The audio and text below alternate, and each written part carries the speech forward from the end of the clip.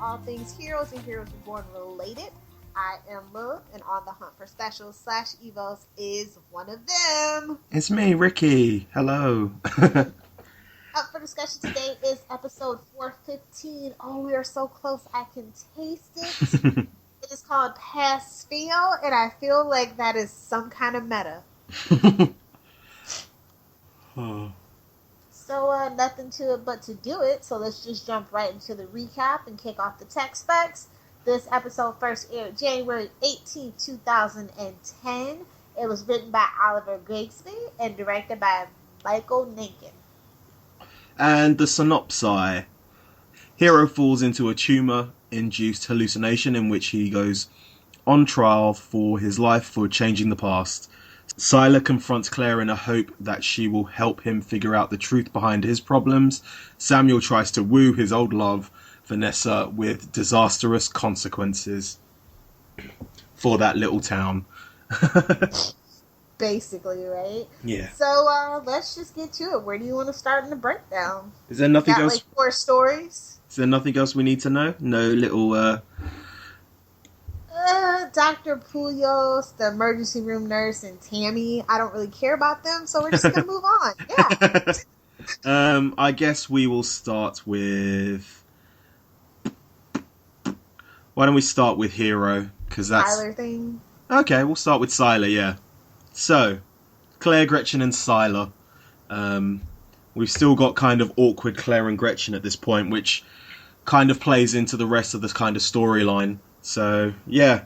And then Claire goes off to class and ends up with Sylar, who has on the board, I think it's Why Claire Why or something like that. And that, it's like they knew what was happening in the future. But yeah. Well, I would hope so by this time, yes. If they knew what they were doing. But, yeah, so Sylar is basically asking Claire, you know, how does she deal with it, having powers and, like, kind of being normal, and he just wants to know how he can kind of be normal, and the way he does it is, in his usual Sylar-y way, kind of a creeper. He talks about how she puts up walls, and he then, like, traps her, and we get kind of a repeat of season 2 premiere, I guess. Bit creepy Sylar, creeper Sylar, and he kisses her, and I know how you feel. Okay, that's like borderline rapey. Like, let's just be real. He's got the Doyle power. It's yeah, and I know how you feel about Sylar with anyone. So yeah. It's almost like they really wanted him to be asexual, aromantic, because like the stuff that he writes for when he's with women, it's just like, awful, and I don't believe it. Yeah, and yeah, I totally agree. It's not that it's weird, but weird when they kind of put him with a woman, but apart from Elle, everything kind of ends disastrously, and you can't really believe it, I guess. Like, Elle I kind of bought into for a bit, but, you know, there was a lot of made issues. up... Yeah, there was a lot of history there, so, yeah. And it seems like Claire has kind of got the one-up on him, figuring out where Gretchen is, because he's holding Gretchen somewhere, and, yeah, she runs back to try and save her. And it's funny, because she was just chilling and not in danger at all. I know, right? But then they end up in a cupboard, hiding from Sylar, and it's essentially just shapeshifter Sylar, tricking her into finding out, you know, what makes her tick. Without opening. I thought that was actually really great. Yeah. He what does he say? He says, like, Claire uses her abilities to kind of keep people at arm's length, and, you know, she's putting up these walls so that no one will kind of hurt her, which is weird, seeing as she doesn't really hurt anyway. But yeah, she kind of says her emotions are still, you know what I mean? Yeah, I suppose. And then she wonders aloud, basically, it must be that much more difficult for Sylar because, you know, he's got numerous powers. So yeah, it's just, but I kind of understand why she kind of puts up walls and, tries to not get herself hurt emotionally because, at the end of the day, it's her daddy issues and, all the times her and like HRG has lied to her, it's kind of put her in a state of permanent paranoia, right? Yeah. So yeah, it's just her and Gretchen, they can finally make that connection and in a nice little, not a, That yeah, goes nowhere. yeah, yeah. This is pretty much the end of it, I think, right? Or maybe there's Yeah. another episode. But yeah, and then Parkman kind of goes to Sylar to do the same. But, we'll talk about that in the next episode. Yeah. So what did you think about this whole kind of creeper shapeshifter Sylar? Like I said, I thought the twist of him shapeshifting into Gretchen was kind of brills. But, like, I don't know. Like, I hate the fact that Sylar has always been so fixated on Claire. It just feels creepy and gross in so many ways and on so many levels. And their chemistry is just garbage. Yeah. That I'd just rather avoided.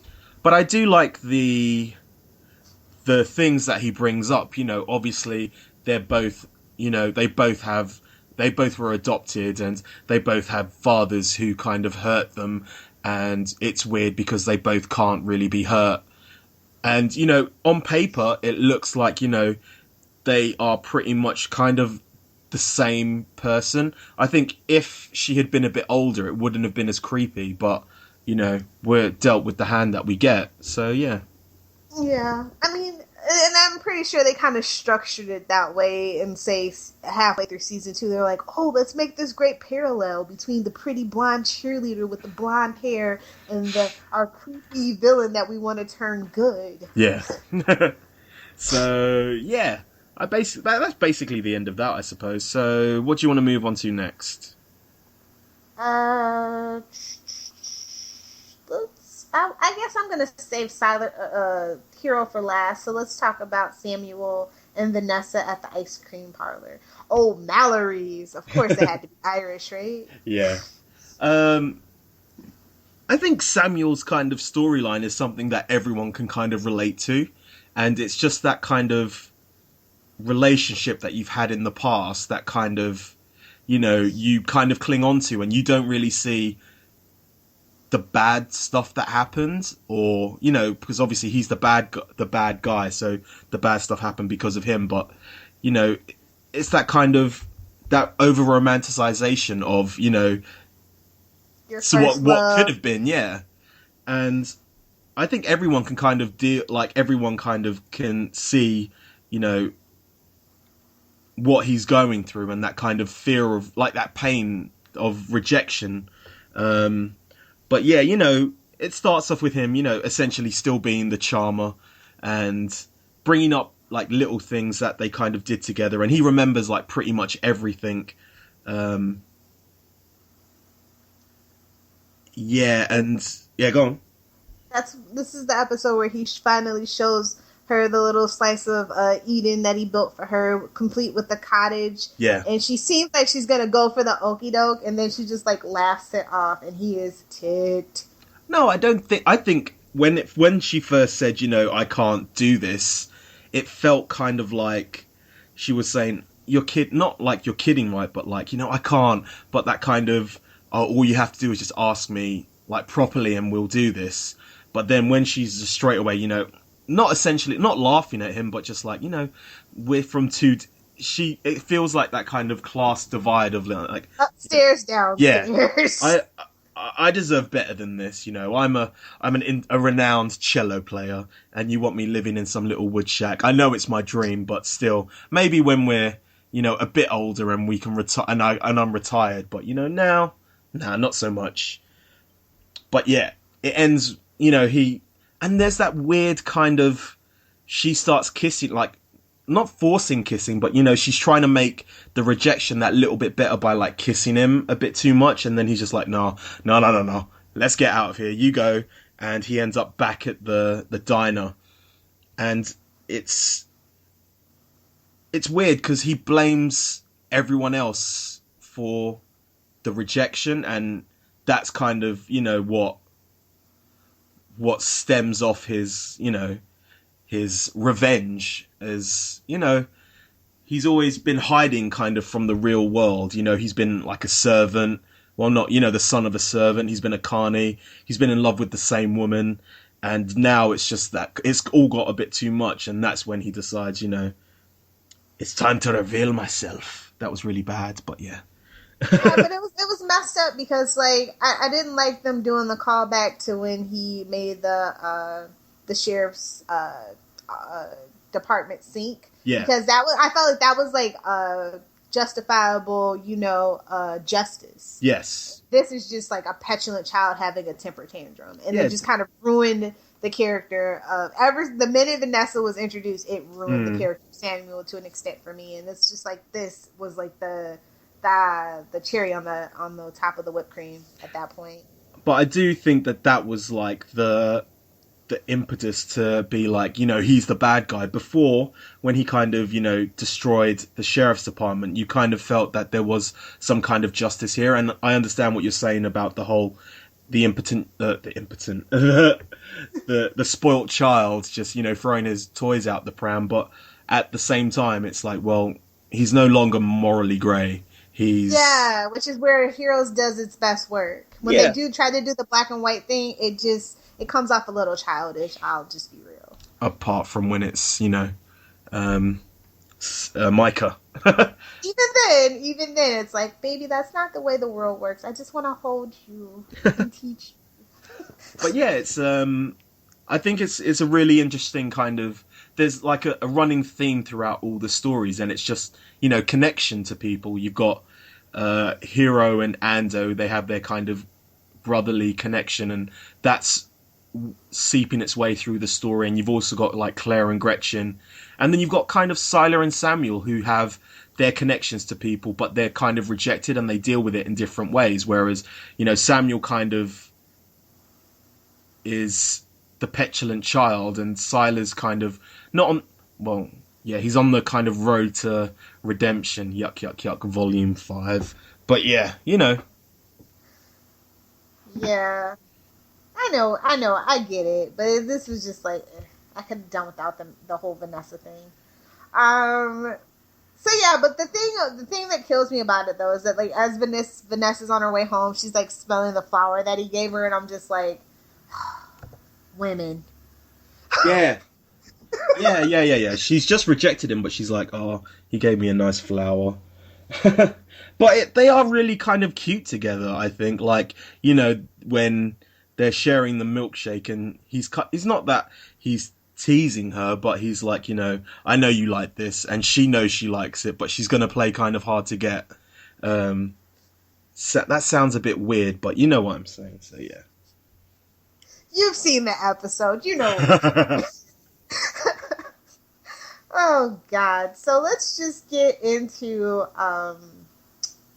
this whole Hero situation.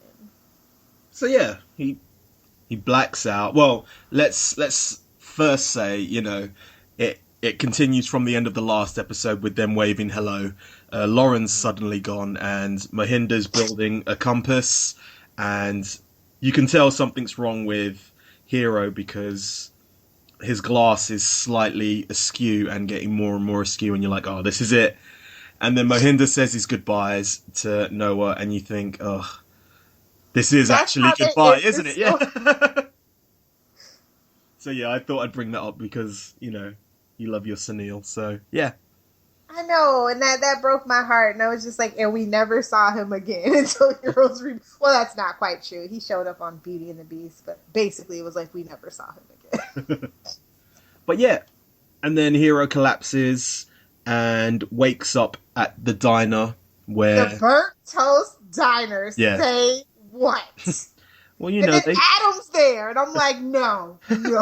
Well, they still had the set, so they might as well have made use of it. This is something that's a recurring theme of seeing things and being like, oh, well, we still got the set, so let's just use it. Like Stephen Canfield's house. I know, right? So yeah. And he is in court for breaking of the hero's code, and I think some of the people who are placed in the episode are very well Um, they're very good in the way that, you've got his opposing lawyer is Adam, who's like his biggest Yeah. enemy, and then you've got the judge as his dad, Kato, Papa who Nakamura, we miss you, George Takei. I know, right? But it's a masterstroke having him as his judge because he's always been that kind of not looking down at his son, but kind of expecting more of his son.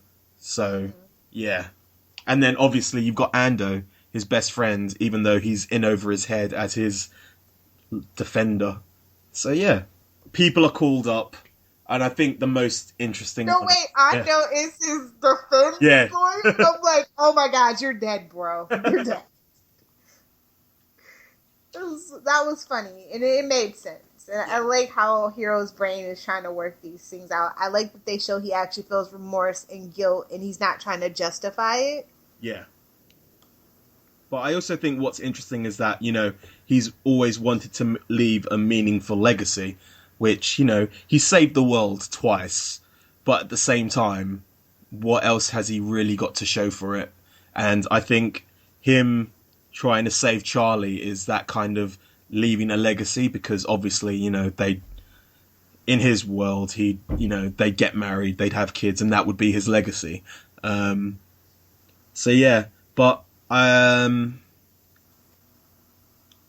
yeah, Ando takes him to the hospital and tells him that he has a tumor, and they're like basically setting up for the surgery. And that's the surgery is basically the imaginary courtroom is like what's going on during his surgery. Yeah. And I don't know. I almost thought that Hero was gonna go with his mom. Yeah, definitely. Like I thought that would have been kind of like a perfect way to end it. Yeah. Honestly, Hero. Yeah, everything's all kind of intersped, or like running at the same time. So obviously you've got when he's starting to go into defib, I guess that's the name, or he's starting to code or whatnot. I'm just saying random buzzwords that I hear whenever I watch ER or something like that. But yeah, when he starts to go on the when he starts to flatline, is when he's literally Adam getting into a battle. Literally fighting for his life, and then it ends with him turning around and his mother's there, and yeah, you're right, I didn't know what was going to happen at this point, and then she saves him, and then he ends up surviving. But we skipped over something where Adam calls Sylar to the stand. Yes. That was great. Yeah, for once, I really thought Sylar was doing comedy great, because obviously he's not... Willy-nilly. Yes, there we go. He brought up the willy-nilly. So, yeah. But also, when he's talking about Ted, and then they carry on talking, he goes, Sprague! That's it. Ted. Yeah. And like he's describing like all the people he's killed. He's like, well, I killed 2 Primatech guards, killed Melty Man, I killed this person, I killed someone called Ted. Yeah, I thought it was great for once. Oh, so nonchalant. I love it. That's the Sylar that I can tolerate. Yeah, definitely. So yeah. Yeah. So those were like the basic storylines that happened in this episode. But then let's talk about the ending, because at the very last scene of this episode, Janice is like chilling out with Maddie Jr. and she hears a knock on the door, and then it's like Sylar, and he says that his name is Gabriel, that he's a friend from Matt's from the precinct, and he's like, "Yo, where's Matt?" And Janice is like, "Do I know you? Have we met before?" And I'm like, "Yeah, y'all basically banged." And it's just like, oh snaps, what's Sylar gonna do now? Definitely, yeah. So, that's the end of that. Let's go on to the recap, review. I keep on calling it every time. And I always pronounce it review. Review. Keep it English. Who is your favourite character? I'm just gonna go hands down, Hero. He rocked this episode. Yeah. I think they really good job for Hero, finally. And also it kind of paints him out to be kind of morally grey as well, as opposed to not just the happy-go-lucky man-child hero or the petulant child hero. The fact that, he's saying that he kind of isn't really defending like some of the stuff he does, and he has no reason to defend it I really like that kind of aspect of it. So yeah. Yeah. I like what he says about Charlie. You know, he's like, the world can only be better from having her in it. Mm. I'm like, at what cost though, bro? At what cost? So So, character interactions. I think I'm gonna go with Claire and Gretchen. Yeah. I really like And that. Sylar too, to an extent. To an extent, yeah. But yeah, you know, pulling up the parallels between them is very good, and it's kind of weird that there's this older guy who's going to a younger girl for advice, even though one of them is way more powerful than the other. I think Claire's the most powerful of them all, just from the simple fact that She's a Mary she can survive. Yeah. Well, yeah, and Mary Sue, yes, but like I think that's the symbology of Claire. That that's the ultimate spirit of being a human. What it's about, surviving and thriving. Mm. Definitely, she's been through a lot, just from her family alone. So yeah. So how about scenes? Do you have any particular scenes that you want to bring up? I don't think it's really a scene. I'll just say that it's a moment. My favorite moment about Hero's courtroom hallucination is that it's his mom like healing him, and then he's like back, and he's like, time to get down to business. When he comes back, I just kind of love that because I don't know, like Hero and his mom was like the best thing about Hero for like all of that season. Yeah, definitely. It was great to have Tamita back. So yeah, and it makes sense that kind of his mom's the one who essentially, like in his mind anyway, saves his life because he got that last moment with her to kind of see the man that he became, and she gets the chance to kind of make him live again, I guess. So yeah. What about you? I'm gonna go with like not a bad. This isn't a bad scene, but I really like the Vanessa kind of rejecting Samuel, and not in like that kind of masochistic way. I just thought it's very close to the bone, I guess, because I can see a lot of stuff. The whole first love kind of thing is something that everyone can kind of relate to, and that not just the rejection, but just wanting something that's been in the past, and just kind of the fact that you kind of put this person up on a pedestal. And yeah, I really like that because Samuel's like this powerful kind of cult leader, but all he wants is this woman just to love him, and that's something very human about that. So yeah. Okay, lines. How many people have I killed? Hundreds, I suppose. And all this because of an agreement you made with the defendant. Yep. He told me if I saved the waitress, I could have the cheerleader and everybody else I want to kill. And as long as you saved his girlfriend, you can kill some more willy-nilly. Willy-nilly. Yeah. My favorite line is from Adam. Objection, Your Honor. He's reciting the opening to Quantum Leap. Yes, because he's quoting Quantum Leap way too much. And then it's just the cut to like Kato's face, and he's just like, he kind of is like believing what Hero says, and then he goes, "Oh, he's reciting Quantum Leap," and then you just see the look of disgust on Kato's face, just like, I can't believe I nearly bought that. So yeah, what do you want to do? Oh yeah, well you can go to grade, but yeah, trivia. Okay, yeah, let's do grade first. Yes, then. what would you grade this? If I average the 3 parts together, the Sylar and Claire interaction is a B. The hero in hallucinating courtroom, that's definitely an A for me.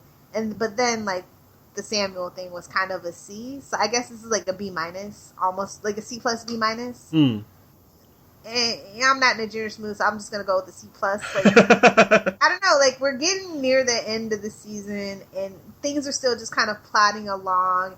And this little small provocation of Samuel, it just makes him seem so petty, and it takes away all the high hopes I had for him being a really good big bad. Well, I'm going to go for a B because I just thought all the stories were pretty good, and I think they're all very human stories at the end of the day, which is what Heroes is good at. It's not like a show about superhumans. It's a show about, it's not called Powers or Superpowers. It's called Heroes, and it's just about normal people.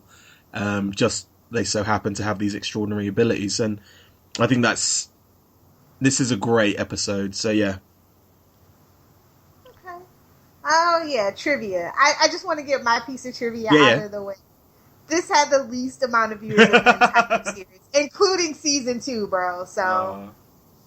Oh well. That's rough. What do you got for me? I have obviously there's loads of like Easter eggs to other things in Heroes kind of mind. So you've got Ace Attorney is a little pop culture reference. The Final Fantasy VII fight. Claire mentioning that she has nice skin, and Gretchen agreeing, and obviously Hayden Panettiere was the spokesperson of Neutrogena at the time. What else? Baptist Hall is a reference to the library in Boston College which Oliver Grigsby attended. According to a blog post by Oliver Grigsby, all the jury members and gallery members were extras who had previously been used at the Burnt Toast Diner. And there's one guy in there who I recognise so much. I just can't remember where he's from. He's the kind of black guy extra. He's in other things. I just can't remember where. Yeah, because he's the black guy on Heroes. Apparently, when Hero is talking to Ando in the recovery room, the camera continues to pan down. It's revealed that Kensei's sword was under the bed, which kind of got cut out. And there's the last appearance of the symbol somewhere. I couldn't find it, but yeah, apparently there is. And the montage scene at the end with Claire and Gretchen was meant to be Claire kind of crying and talking to Gretchen, but they liked the laughing kind of thing more, and it was them two actually talking and just being themselves, and so they decided to use that. And you can tell it was them, like, it wasn't staged, because Hayden Panettiere is just proper cracking up, so yeah. Yeah. So yeah. It was nice to have Claire laugh, though. I think that was actually a much better choice. I'm tired of whiny, defenseless Claire. Yeah. So annoying. So we will move on to Second Chances, which is a Mohinder-centric comic graphic novel. Basically, he goes back to his old life back in India, and he realizes that he has a kind of second chance at life because obviously, 8 weeks ago he was pretty much dead, and he's back to life now. So yeah, he's looking for Mira, and he goes to Molly. Yeah, he goes to Molly for help, obviously, because she can find people, and Mira's kind of been taken by someone, and it's kind of up in the air as to who, because the guy's talking about, like, you've stopped him from carrying on his research or something like that, and that kind of never gets answered, but Mohinder goes to save her, he saves her, and they end up kissing, so obviously they reconcile. So yeah. Yeah. So this issue was written by Oliver Grigsby, and the art was by Louis Puig. And then the Easter egg is a behind-the-scenes image of course, Sunil. Dodoy. So yeah, we'll move on to the live tweeters. The following people joined in our live tweets. They were either tweeting, retweeting, or faving during the episodes. We have BX Tillfield, Sissa G, Skylar Artist, Soft_Guitar, Nay is my main mofo, Paraceline, Mike Schmidt 09, Mr. Man 92, English Idiot 101, and Heroes Reborn _. Thank you very much for joining. Looks like it's time for some shameless plugs and self-promotion. We'll start with the show contact info. We here at Primatech Files love listener feedback. If you would like to get a hold of us, we have a ton of ways. You can email us via primatechfiles@gmail.com. You can leave us a private message or interact with our posts over on facebook.com/primatechfiles. We live tweet 2 episodes per week every Saturday starting at 11 a.m. Eastern Standard Time. For more information, be sure to follow us on Twitter at Primatech Files. You can also find us on Clamor, Tumblr, and YouTube by simply searching for Primatech Files. If you enjoy this podcast, be sure to rate, review, and subscribe to us on iTunes. What's that? You don't have an iTunes account? That's okay. We're on a lot of podcatcher services such as Stitcher and SoundCloud. All you have to do is search for, you guessed it, Primatech Files. We're also on Libsyn, and if you want to follow our RSS feed there, all you have to do is go to primatechfiles.libsyn.com and bookmark the site to stay up to date with this podcast. Libsyn is spelled Libsyn, just in case you were wondering. We look forward to interacting with you. If you love our podcast, be sure to check out Southgate Media Group's iTunes provider page to see a list of what other podcasts are hot and trending in our network. Or you can take that one step further and visit southgatemediagroup.com, where you can find a full list of our 80 plus podcasts, along with weekly blogs and information about all the hosts. With so many podcasts that cover everything from anime to wrestling, there's sure to be tons of podcasts that could interest you. Hey guys, you should know by now that you can find me on Twitter at Lilith Hellfire. If you have a Tumblr, be sure to check out it's lilithhellfire.tumblr.com. And of course, be sure to swing by my blog if you are a pop culture junkie or comic book geek at littlepopculturevulture.blogspot.com. I also host several other podcasts on the Southgate Media Group network. Some of them are The Flashpoint, Queen Consolidated, and Channel 52. So if you are into, obviously, DC comic book related stuff, be sure to check it out. You can find my writings at tvbinges.com. It's a place for all your binge watching needs, and you can also create your own TV binge and we'll help promote it. We do a monthly binge watch, which you're more than welcome to join in. Just go to their Twitter at tvbinges just to find out more information. You can find me on Twitter at RickyJDS. That's RickyJDiaz, or Z if you're American. Okay, now it's time to wrap it up. We want to thank you for joining us on this installment of the Primatech Files, episode 415, Pass/Fail. We hope you found this episode entertaining and informative, and we want to remind you guys to please keep sending in those emails. Don't be afraid to tweet us. You can find us on Facebook, like, comment, and share. We're also on YouTube, Clamor, Tumblr, whatever you got. We probably got it too. Just look up Primatech Files. We are really, really looking forward to hearing from you guys. Definitely. Download the podcast, save the world.